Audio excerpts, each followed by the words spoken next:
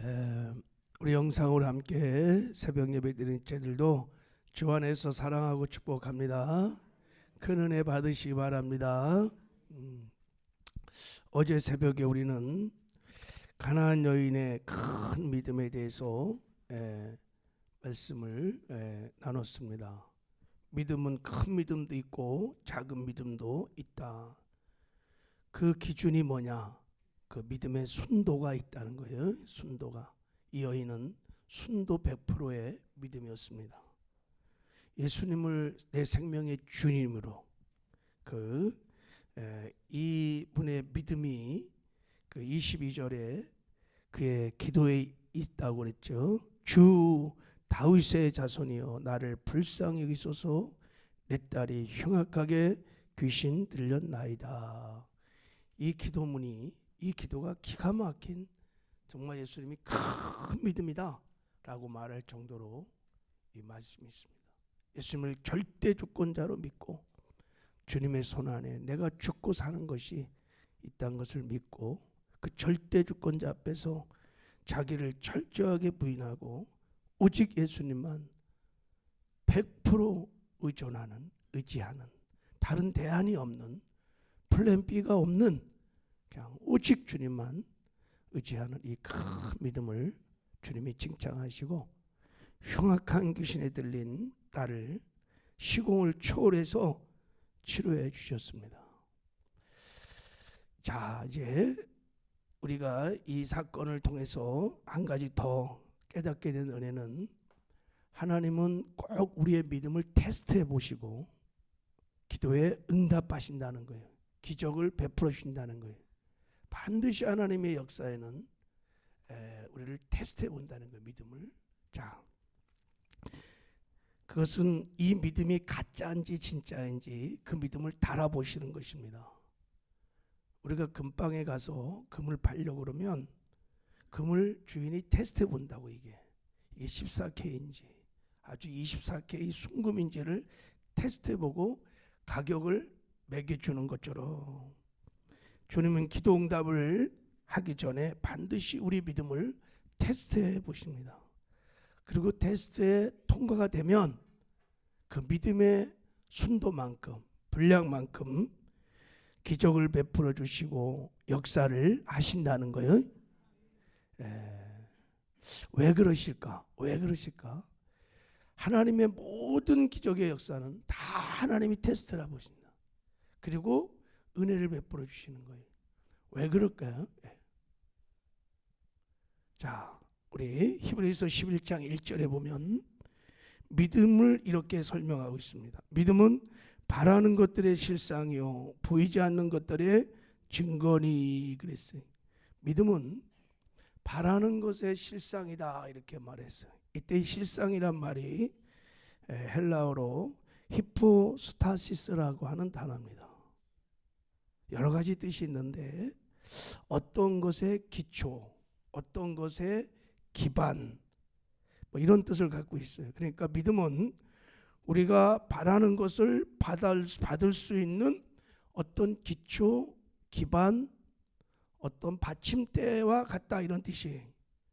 자, 예를 들어서 자 여기 탁자가 있잖아요, 그죠? 이 탁자 위에 화분을 올려놓을 수도 있고 뭐 이런 스피커를 올려놓을 수 있어요. 근데 저 피아노를 줬다가 올려놓으면 어떻게 될까요? 무너져요, 무너져.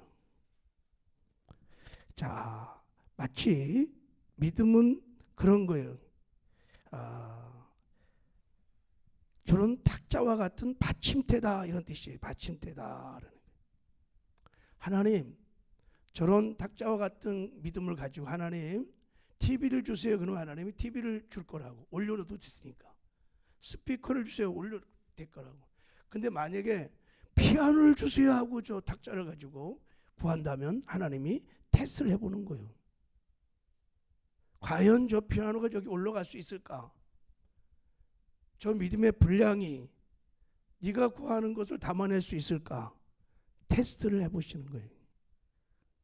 이게 믿음은 바라는 것의 실상이다라는 뜻입니다. 이게. 자, 여인이 정말 큰 거를 지금 구하고 있어요. 지금 딸은 기적의 현장에 있지도 않아요. 어디 있는지 아무튼 소문을 듣고 와갖고 내 흉악한 귀신 들린 딸을 그렇게 상황만 딱 설명하잖아요. 그죠? 치료해달라는 거죠. 그죠? 큰 것을 지금 구하는 거예요.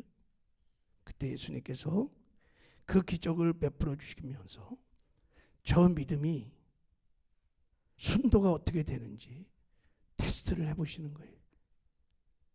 그리고 테스트를 통과한 후에 기적을 베풀어 주셨습니다. 할렐루야. 자, 우리 한번 이제 이런 맥락에서 자, 어제 이어서 한번 말씀을 볼게요. 자, 이 여인의 믿음을 테스트해 보는 거예요.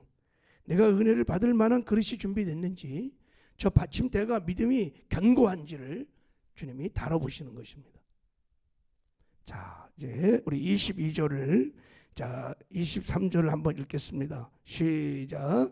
가나안 여자가 하나가 그 지경에 나와서 소리질러 이르되 주 다윗의 자손이여 나를 불쌍히 여기소서. 내 딸이 흉악하게 귀신 들렸나이다 하되 예수는 한 말씀도 대답하지 아니하시니 제자들이 와서 청하여 말하되 그 여자가 우리 뒤에서 소리를 지르오니 그를 보내소서. 주 다윗의 자손이여 나를 불쌍히 여기소서.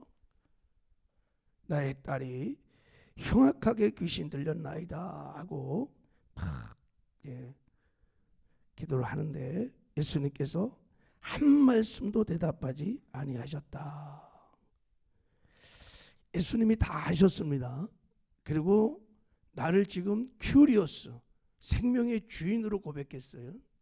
다윗의 자손이요 메시아라고 고백하는 것을 알았습니다. 주님만 의지하는 100% 순도 100%의 믿음이라는 것을 주님이 아셨습니다. 아셨어. 그러나 한 말씀도 대답하지 않냐고 침묵하셨다는 거예요. 바로 기도응답을 주지 않았다는 거예요. 기적을 베풀지 않았습니다. 왜 이렇게 침묵하셨을까?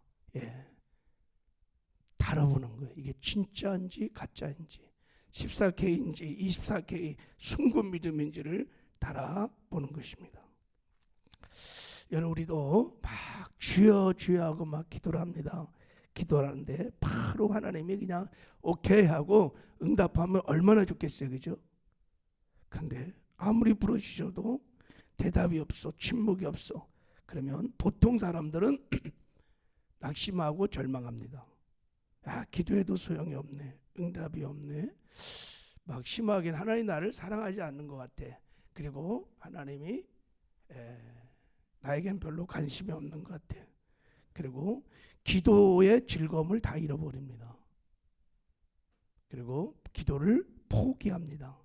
그건 왜 그러냐면 기도의 순도가 낮기 때문인 거예요. 14K 예수님이 응답해도 좋고 안 해도 좋고 내가 예수를 믿는 것이 이것도 믿고 저것도 믿고 그런 거예요. 그러니까 기도를 쉽게 포기합니다. 근데 가나안 여인은 한마디 부정적인 말을 하지 않았어요. 끝까지 주 다윗의 자손이요 나를 불쌍히 여겨달라고 기도하는 거예요. 포기가 없어요. 왜요? 다른 대안이 없으니까. 플랜 B가 없어요. 다른 길이 없어요. 순도 100%라는만 의지하니까 포기할 수 없는 거예요. 이게 진짜 믿음인 것입니다. 기도를 포기하지 않아요. 자, 또 테스트를 하십니다. 자, 우리 24절을 읽겠습니다. 시작.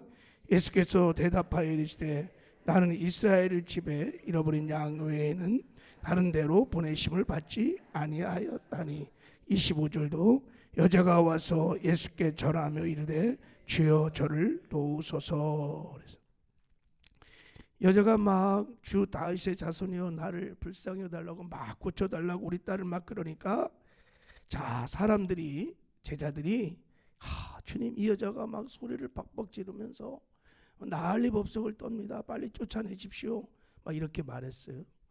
이 정도 말했다면 그 전에 벌써 여자애들에 대해서 제자들을 포함하여 많은 사람이 막 조용히 하라고.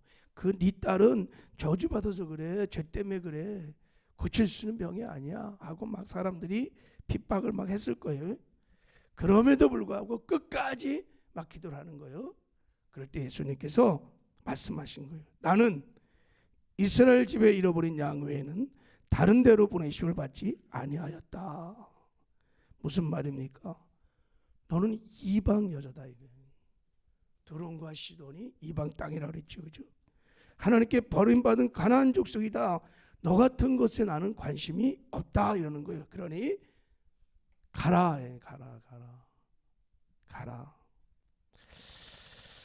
야, 여러분 이런 예수님의 반응에 대해서 여러분은 어떻게 대응할까요? 만약 이렇게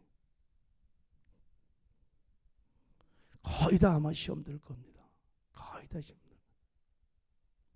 그리고 아니면 따지고 대들 것입니다.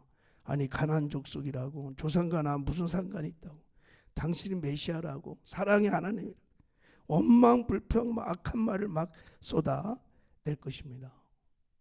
사람들이 가장 아픈 상처 중에 하나가 거절감이 거절감. 뭐 단호하게 예수님이 지금 쳐내는 것입니다. 성도들도 이것 때문에 시험 많이 받아요, 그죠? 본의 아니게 그렇게 생각하고 다 원망불평하고 막 시험에 듭니다. 근데 여인은 한마디 원망불평 말도 하지 않았습니다. 예수님을 탓하지 않았어요. 오히려 어떻게 해요? 25절에 보니까 와서 절하며 엎드려 절을 도왔어요. 여전히 큐리어스 주라고 막 고백하면서 더 의지하는 게, 더 가까이 나게, 더 도와달라고 막 얘기하는 것입니다. 이게 주님 보시기에 큰 믿음이라는 거예요. 사람 보지 아니하고 오직 주님만 바라보며 끝까지 의지하는 순도 100%의 믿음. 네가 큰 믿음을 가졌다. 지금 본 거예요. 자, 통과. 이 시험에 통과했어요. 마지막 이제 예수님이 진짜 이 여인의 믿음을 한번 달아보셨어요. 마지막. 자, 26절. 자, 27절 읽겠습니다. 시작. 대답하여 이르시되 자녀의 떡을 취하여 개들에게 던짐이 마땅하지 아니하느니라.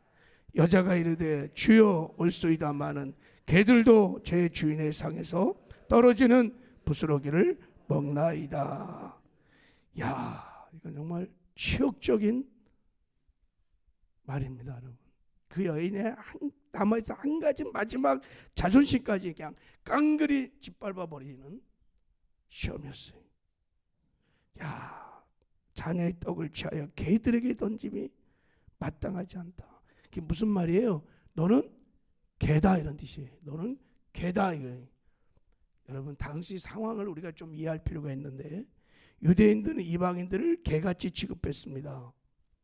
개는 당시 더러움의 상징이에요.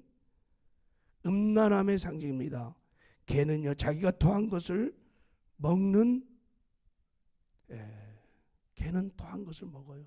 그리고 개는요 밥을 먹을 때 자기 새끼가 와도 어미가 으르렁거릴 때가 있어요.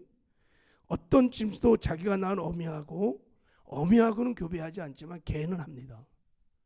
그래서 개가, 여러분 사람을 개처럼 취급한다는 게 굉장히 모욕적인 저사입니다. 아무리 여러분 화가 나도 이 개자식아 이렇게 말하면 안 돼.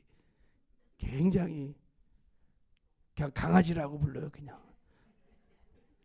이게 당시 유대인들에게서 너는 이방인을 개로 취급하는 것은 굉장히 모욕적인, 예수님이 그렇게 여인을 취급했어요.